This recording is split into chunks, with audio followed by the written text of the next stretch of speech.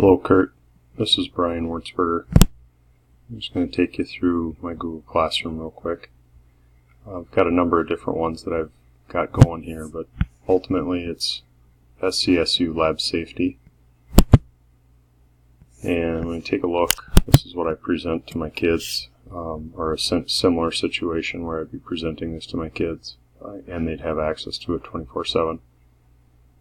There's the course up there, ETS690, Lab Safety and Maintenance. And as we take a look, I've got my program plan right here. Take a look, it actually opens up in another tab. And these pieces are available via that link that I sent you.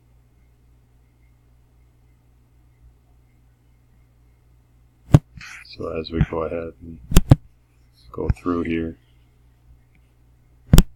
this is how I use Google Classroom. So each one here, it could have a response. It could elicit a need for creation of their own document,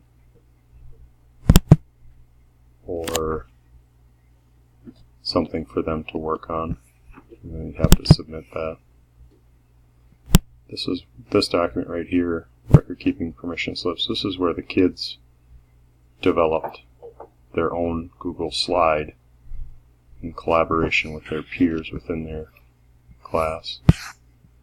And if we take a look, this is a pretty basic one, and this is another student's. And as I take a look, the nice part about the Google platform is I can identify exactly who it is, and you can see down here at the bottom that they're identifying themselves, what they did. And this is, again, this is in conjunction with the lab safety that we talk about, that we document in the testing that goes into it. So there's, again, just some examples.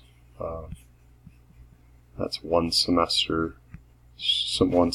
worth of information, and there's over 130 slides.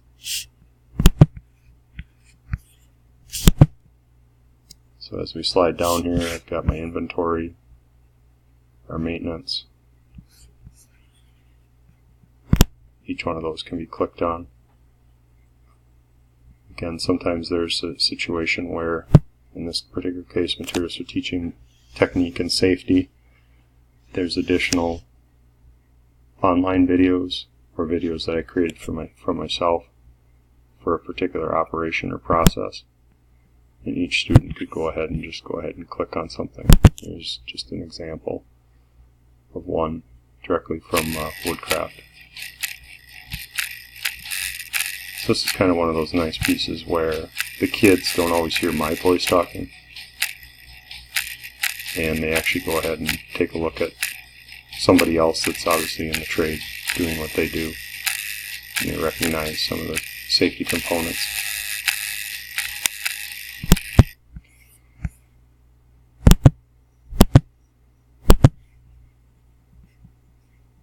So if we go ahead and just back up here, a couple different ways for the kids to navigate.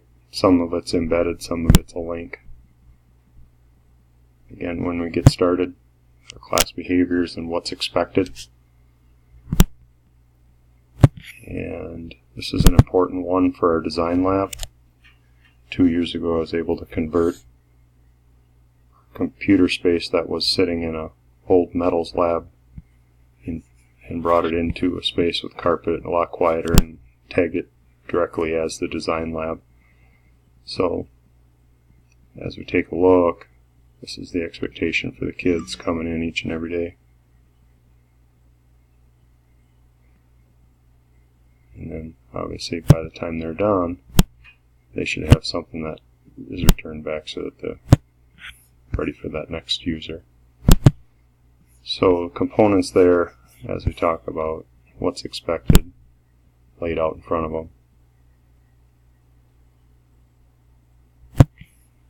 our district we did behaviors that support learning, and this is the opportunity for the students to engage in that and have some interactive work with that.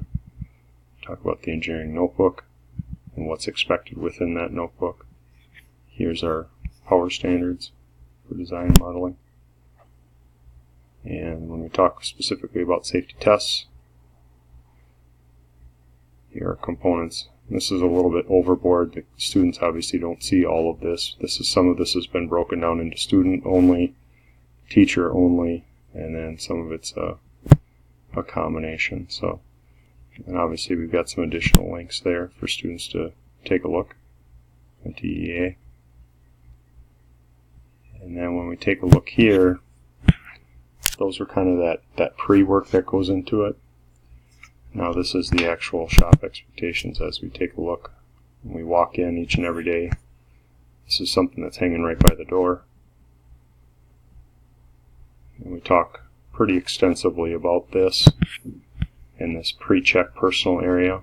And then once the students are in the shop, that they're responsible for themselves, only to provide peer support when it can be an appropriate time. As we take a look here, this is the actual test that we'd be using. And these coincide with the other assessments that I just showed you earlier. The other ones are like a packet type of a scenario, where if you'd open this up, again, it talks about, kind of gives you some of that reference component and then how it should be operated, and then the opportunity, the operational part of it, and then to actually take the test. And I noticed that this document and some of these documents throughout this process have lost some of their formatting. I apologize for that. Again, we've got the syllabus, general ed safety test, or safety documentation and test. Here's our syllabus, shop safety formula. That's just something more for me. We've got some budget work going on. And then here's a bunch of Woodsmith videos for students that have an idea, but really aren't quite sure how to get there. I give them an opportunity to kind of send them off on a direction where they have some ideas. And then an additional safety program stuff I've used in the past, stuff for more of a, instead of a middle school level, some of the stuff would be more for high school, where like specifically like this here, the woodworking materials booklet. I want to say it's like 20 pages, kind of an all-encompassing safety tests, procedures, processes, sign-off sheets, everything there. So that's what my Google Classroom looks like, and I'm submitting this to you for your evaluation.